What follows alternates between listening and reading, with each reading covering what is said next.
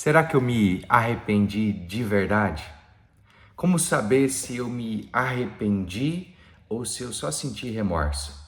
Você já sentiu uma culpa tão grande e mesmo com toda aquela culpa, nada mudou na sua vida? Quem sabe o que você sentiu foi remorso e não arrependimento. E é sobre isso que nós vamos falar hoje aqui.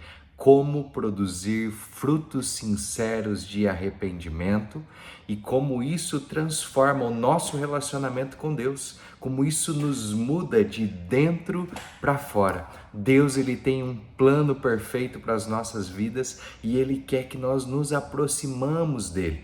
Hoje nós vamos ver a diferença entre remorso e arrependimento sincero.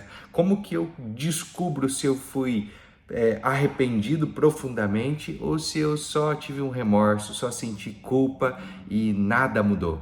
Hoje nós estamos aqui para falar um pouquinho mais da palavra de Deus. Se você já é inscrito aqui nesse canal Manual do Cristão, a Bíblia é o Manual do Cristão. Nós temos colocado aqui muitos vídeos, você tem milhares de vídeos aqui que edificam a sua fé, que confrontam com amor, que nos exortam, que nos encorajam para que nós possamos caminhar nesse caminho que vai nos conduzir à vida eterna com Cristo. Então seja muito bem-vindo, eu sou o Eduardo e eu quero aqui nesses minutos que nós passamos todo dia deixar uma palavra que possa transformar a sua vida, que possa te edificar, te encorajar para você sempre se parecer mais com Jesus. Vamos lá para o nosso tema de hoje aqui, Mateus no capítulo 3, no verso 8, a palavra do Senhor vai nos dizer lá, eu vou abrir aqui com você, mas está dizendo que produzam frutos dignos, frutos de arrependimento, frutos sinceros, é algo que nós precisamos fazer, não é algo que Deus faz por nós, somos nós que precisamos produzir esses frutos aqui de arrependimento. Mateus capítulo 3, no verso 8, diz assim, deem fruto que mostre o arrependimento. Eu preciso dar fruto que mostre o arrependimento. Até o final desse vídeo eu vou mostrar para você na prática como produzir frutos que mostram arrependimentos. Em todo esse contexto aqui, João Batista, quando ele chega e ele mostra ali para os fariseus que não era para viver a vida como eles estavam vivendo, mas era para produzir o fruto de arrependimento sincero. Nós vemos aqui que a palavra arrepender, talvez ela não é clara para você, mas o que ela quer dizer que não é apenas sentir uma tristeza, não é apenas você lamentar por aquilo que está acontecendo, não é você ficar triste ou se sentir culpado, mas arrepender aqui significa mudar de atitude, é chegar ao arrependimento. Essa palavra no original, ela é metanoia. Metanoia tem a ver com mudança de mente. Romanos capítulo 12 diz para nós transformar a nossa mente, nós precisamos transformar a forma que nós pensamos. Então, se você sempre pensa que a culpa é do outro, que o outro está errado, calma, espera, porque talvez Deus quer te mostrar algo diferente. Talvez você tenha uma outra maneira correta de enxergar e ter uma vida transformada. Só quando nós permitimos renovar a nossa mente, nós experimentamos qual é a boa, perfeita e agradável vontade de Deus. Arrependimento não é algo que eu preciso sentir. Arrependimento é uma decisão. Eu decido me arrepender, eu decido largar o erro, eu decido largar o pecado, eu decido mudar aquilo que eu fiz, eu decido, é uma decisão. Olha para a vida de Jonas. Jonas, ele é um profeta de Deus, um homem de Deus, e ele recebe uma orientação de Deus. Jonas, pega a tua malinha, pega as suas coisas e vai para Nínive. Vai lá e prega, fala para aquela cidade que eu vou destruir aquela cidade. E aí Jonas tem toda a instrução de Deus e Jonas prontamente vai lá, arruma sua malinha, pega a sua malinha e ele vai para onde? Para Tarsis. Jonas, ele não obedece a Deus. Ele compra uma passagem, entra no navio, está navegando, está sossegado, está tranquilo, está dormindo, descansando, mas de repente uma tempestade se levanta, as ondas vêm muito forte e ali os marinheiros ficam desesperados, começam a jogar as coisas no mar, pensam que vão morrer. E quando eles descobrem por que estava vindo todo aquele mal, eles descobrem que Jonas, ele estava no barco errado, ele estava fazendo aquilo que não era o que Deus mandou ele fazer. E ao ser lançado ali, naquele mar, o peixe, né, que vem, que Deus manda um peixe engolir, não é uma baleia, tá? É um peixe muito grande que existia naqueles mares. Não tem aqui espaço para eu poder dar mais detalhes sobre isso, mas só para que você saiba que não é uma baleia, é um peixe. E esse peixe muito grande vem e engole o Jonas. Jonas demorou 3 dias e 3 noites no ventre do peixe para então se arrepender.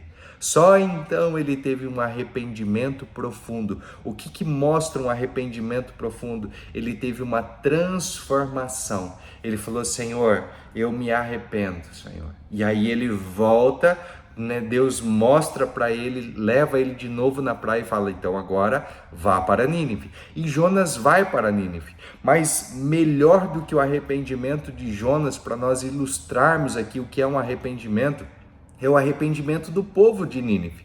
Olha o que o povo de Nínive, ao receber aquela mensagem negativa, fez. Eles não ficaram desesperados, eles não chegaram: Jonas, por favor, interceda por nós, mude essa sentença, faça alguma coisa. Eles não se sentiram culpados, eles não ficaram ali com remorso, mas eles deram frutos de arrependimento. Quais foram os frutos? A sua mudança de atitude. Eles decidiram se arrepender, eles decidiram um jejum coletivo.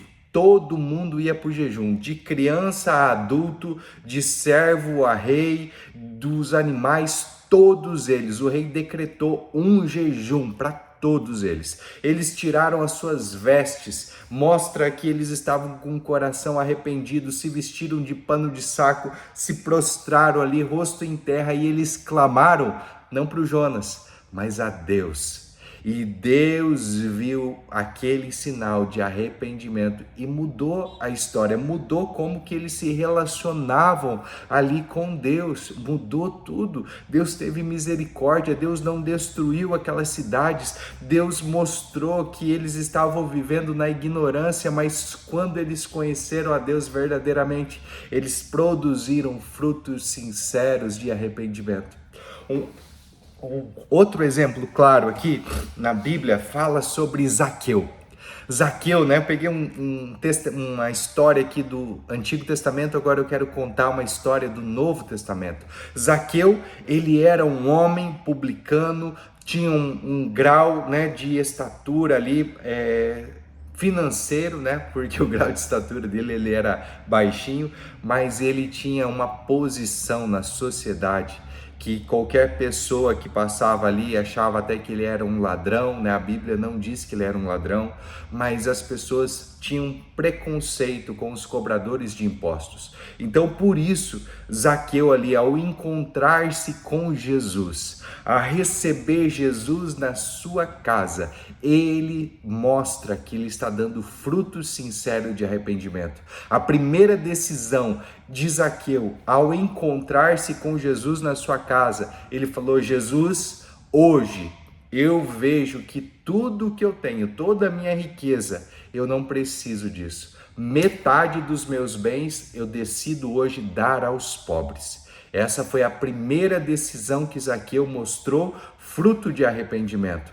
Tocou ali no seu bolso, no dinheiro, e aí ele mostra esse arrependimento. A segunda coisa é: Senhor, estão falando aí que eu roubei, que eu defraudei, tudo bem, eu, em sã consciência, né, eu estou interpretando a Bíblia aqui, eu imagino Zaqueu falando assim: olha, Jesus, que eu saiba, eu não roubei ninguém, eu fiz o meu trabalho, mas Jesus, se por acaso alguém se sentiu defraudado, se eu roubei alguém, se eu defraudei alguém, eu pago 4 vezes mais, eu restituo 4 vezes mais. Olha que lindo esse testemunho aqui. Olha como que nós vemos o sinal de arrependimento aqui na vida de Zaqueu.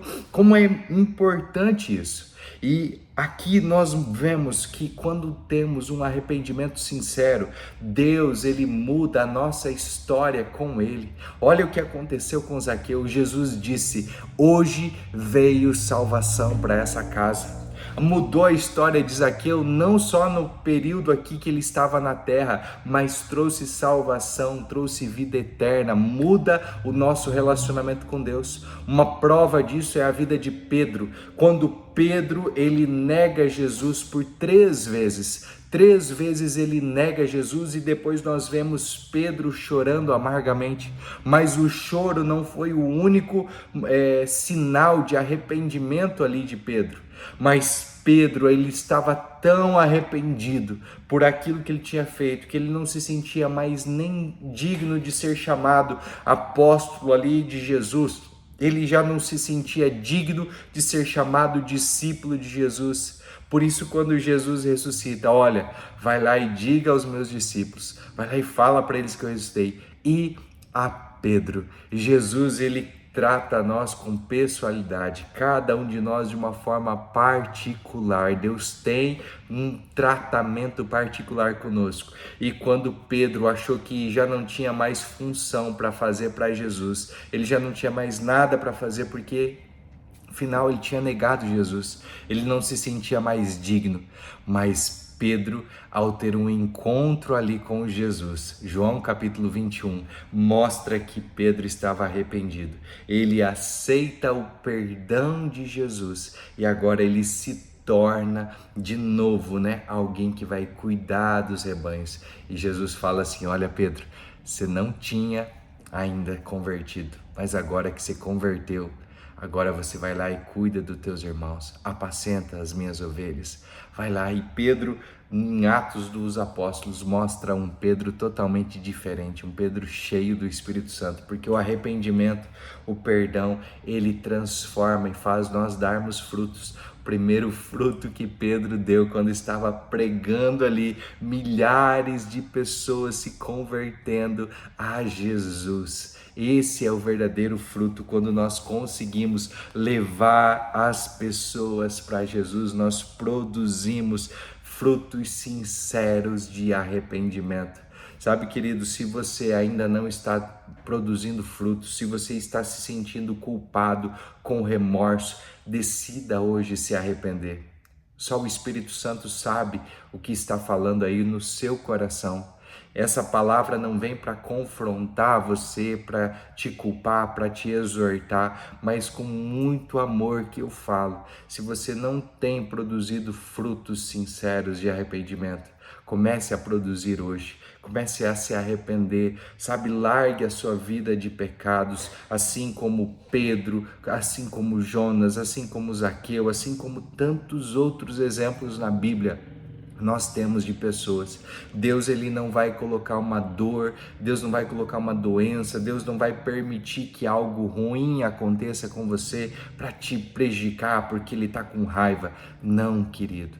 Deus, ele só permite o nosso sofrimento, ele só permite naquela dor, daquelas circunstâncias que muitas vezes nós mesmos entramos, para que ele possa provar o seu amor, porque ele quer que nós vivamos a verdade, que nós andemos em verdade.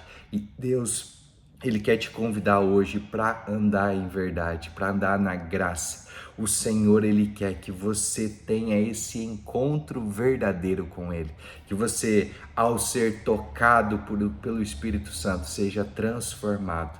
Quando nós permitimos a graça do Senhor Jesus vir, isso transforma. É isso que faz nós gerarmos frutos. É assim que nós produzimos.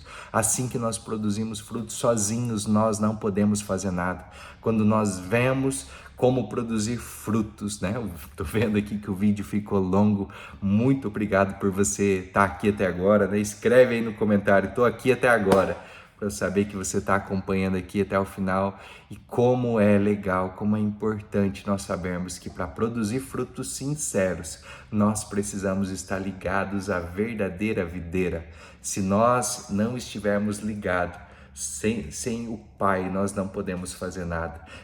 Sem Jesus, sem o Pai nós não podemos produzir frutos. Então eu quero convidar você a se ligar com o Pai, a se tornar um com o Pai, assim como Jesus. Se você ainda não entregou a sua vida para Jesus, faça isso agora.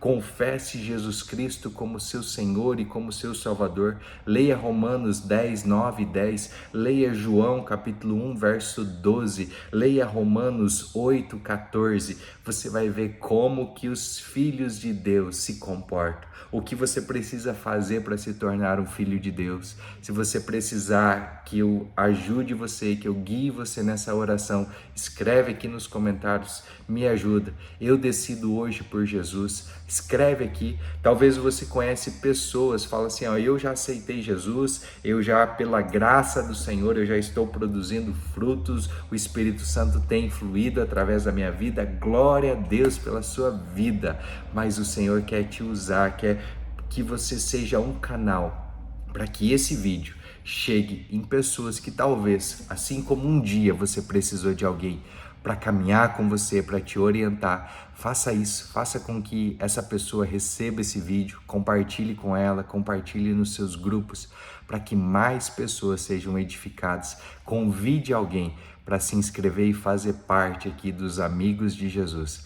Você é uma bênção, Deus ama você. 1 Timóteo 2,4 diz que o Senhor, Ele quer que todos os homens sejam salvos. O Senhor amou o mundo de tal maneira que entregou o seu único Filho para que todo que nele crê tenha a vida eterna. Você crê em Jesus? Escreva aqui, eu creio em Jesus. Vamos povoar o céu, vamos povoar essas redes sociais de coisas boas. Vamos compartilhar as boas novas de Cristo. Deus abençoe sua vida, sua casa, em nome de Jesus.